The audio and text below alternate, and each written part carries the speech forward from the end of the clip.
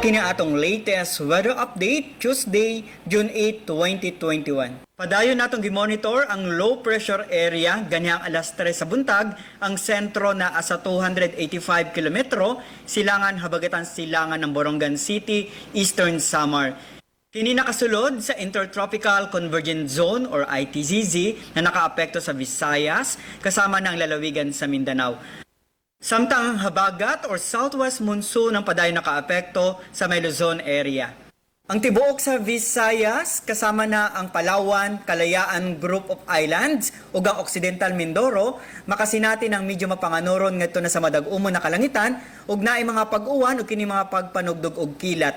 Padayon ta mag-monitor sa ata mag-i-issue ng mga thunderstorm or rainfall advisories kasama ng heavy rainfall warnings ug sa latest development kining low pressure area. Ug para sa atong mga dugang detalye, bisitaha atong mga official social media accounts. Kini si Jomer Clarino gikan diri sa Mactan, Pag-asa Visayas, DOST, Mayong adlaw.